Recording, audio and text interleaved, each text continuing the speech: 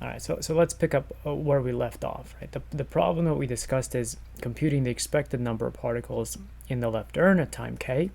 And sort of the conclusion was, well, look, the distribution seems to kind of grow out of hand as k becomes large. But at the same time, we did a pretty good job of doing a one-step, what's called a one-step transition probability. But essentially, we said that, well, if currently the number of particles on the left is little x, then we know exactly that there are only two possible outcomes, x minus 1 and x plus 1, and we were able to assign them, probabilities that were, easily expressed. And this points to this technique in Markov chain analysis called first-step transition analysis. And, sort of, you may be able to pick up on what that means, but the main sort of tool at work here is conditional expectation. Right? That's what it is, and this is the main computational block, the expectation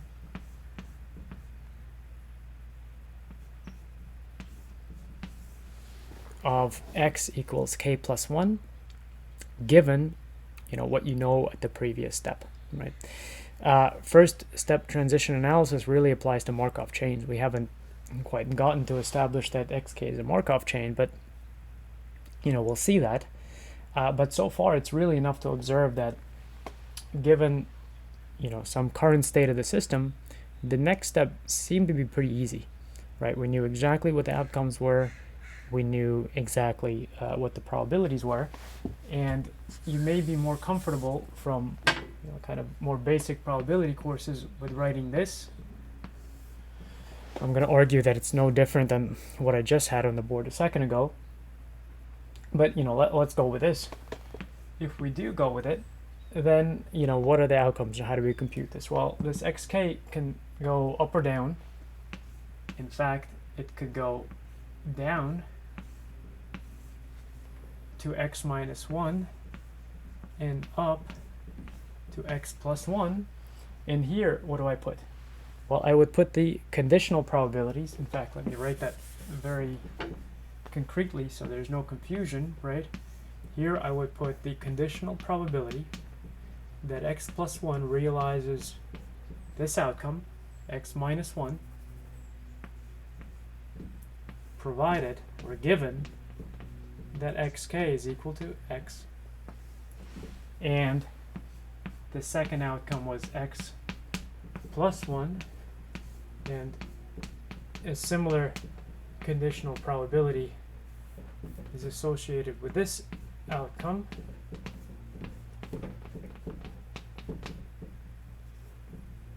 And what you want to notice is that we already did this in the last clip, right? We took care of that. Hopefully you remember what these were. If we're starting with x particles here, we drop one by picking from the left, and the probability of doing that is x over n. So if you're not following, maybe review the last clip or pause and think about it for a second, but in the meantime, I feel like I'm well justified in putting that there. And then I'm just going to continue with this line, just copying this over. And what's this probability? Well, it's either the complement, or said in words, it's the probability of me picking from the right and moving it over to add one. And that's just how many are on the right, n minus x particles on the right out of n total gets me this. And this thing is a goner. All right. So now we're going to run this calculation here. There's going to be a quadratic term. So x and x, that's a quadratic, that's minus x squared. There's another minus x squared. Yeah, so this is going to be an x squared n, this is going to be a minus x squared n, so the quadratics cancel, and that's a good sign. You'll see why. So here all that's left is minus x over n. Then there's going to be an x plus... right.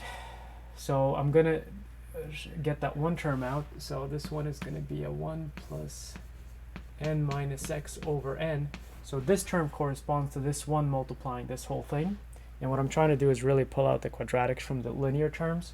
And so this one is going to grab me this part, and then this x is going to split up into a minus x squared that cancel this multiplication, and I have a 1 that's left over. So I guess it's going to be a plus x right here.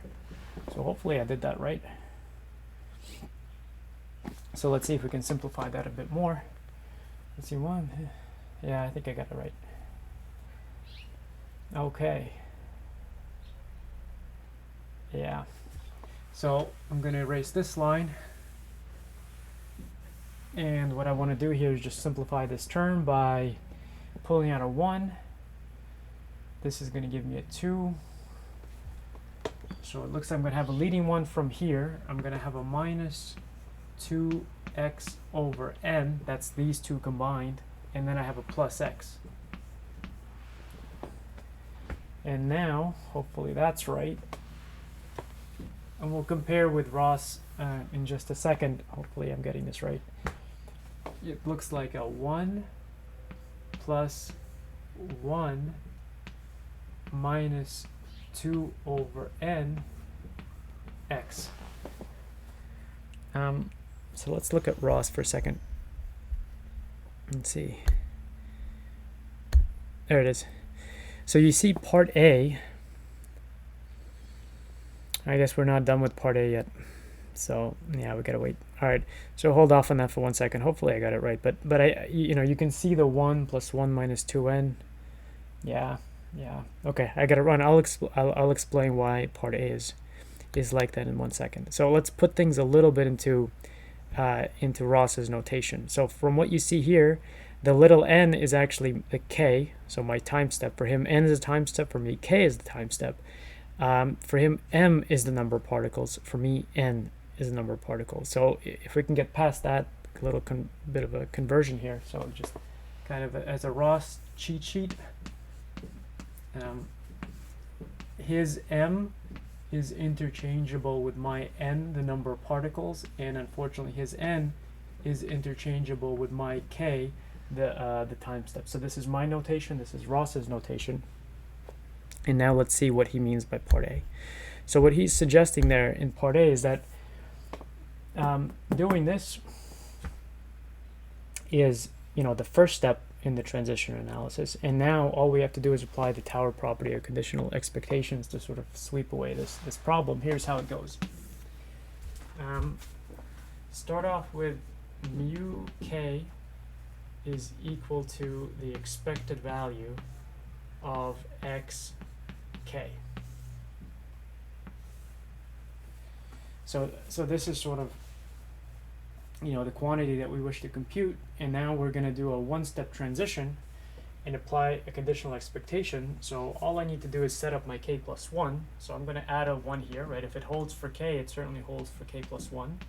So there's no harm in me writing this. I'm just defining notation here after all, right? It's not an equality. This is like a definition. And now by the Tower property of conditional expectations, I just write this. Right, hopefully this is familiar to everyone. It better be.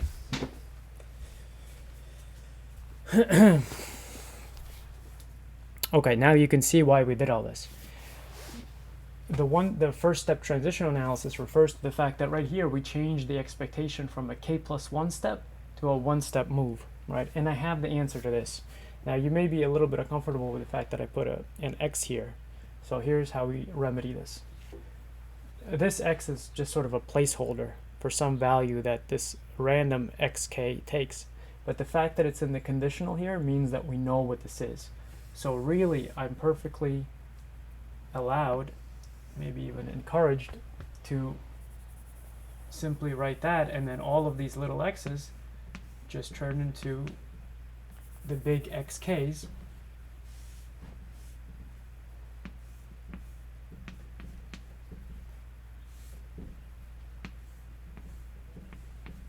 All right, so at this point, all I did was rewrite my conditional expectation a bit. And then if I plug it in here, you'll see that what we get is 1 plus 1 minus 2 over n mu k. So let's check. Let's see if we got this. Nope, wrong one. This one. So look at part A. It's exactly what I have, just with the different variables, right? We switched the n for the k and the m for the n, and that's exactly what you have. And now part B is saying, just unroll that recurrence, right? So this here is called the recurrence equation, right? It's giving a definition for mk plus 1 in terms of the mk, and that should be pretty easy to unroll. You can do this either by induction if you know the answer, like Ross gives it, right? Or you could just unroll it and spot the pattern. And I don't know if I want to take too much time to do this, but let me just do one step of it just to show you how this process goes. To, you know, this is sort of the brute force way of unrolling a recurrence equation.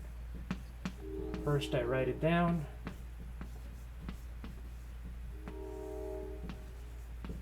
And then I'm just going to plug the definition recursively, right? Recursive means it's just in terms of itself.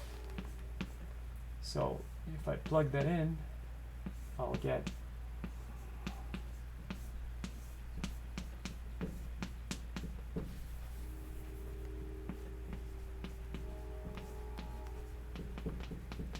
right. So all I did here was substitute this with its definition, and now I'm going to multiply it out.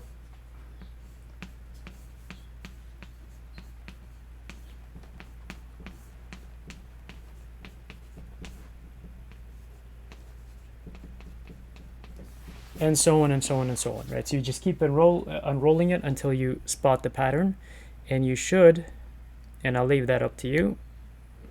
A second. So I'll leave you to confirm that you get down all the way to, let me just copy the answer down here. So in my notation, it should be n over 2 plus 1 minus 2 over n, which is the same thing that he wrote there, to the k, mu 0 minus n over 2. So that would be the answer written in my notation right there, right? So I just replaced the n with an m. And this thing is, might as well, you can write this as n minus 2 over n. That's the time step. And, you know, how do we kind of check if this answer is correct? Well, think about what happens. By the way, what's mu 0? Mu 0 is, you know, whatever we started with, right? Mu 0 is hopefully, you know, whatever number of particles it was at time 0, that's what it is, right? And think about what's happening here.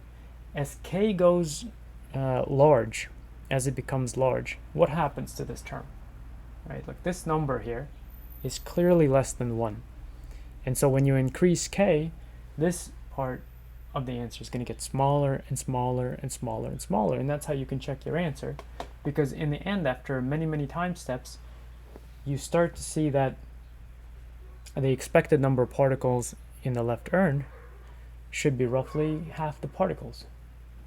Right? It's sort of like the two containers have mixed, right? And that's kind of what we expected, but here we showed it mathematically. So another way of saying is that mu k for a large k is approximately n over 2. Right? So I'm going to write that here. Mu k is approximately n over 2 for k large, right? And that really does kind of give us, you know, get us the right intuition. All right, or it confirms our intuition for what should have happened. So certainly that's a satisfying answer when you can, at the end, right, look at some kind of a sensible limit or an extreme behavior. In this case, this is a long time, right, long horizon behavior of the system, and what you see is that the number of particles after a while will be even, right, among the two containers, and that's certainly a sensible type of thing, right? This gas, right, could have started out on one end and then transitioned to fill both of the containers, which is sort of what you would expect. And there's a million of other questions here that you could ask, like what is the probability that at some point in time all of these particles will be all on one side? So all of these particles would have transitioned over to the right. We had 7 from the beginning, so what's the probability that all of them are now on the side? Right?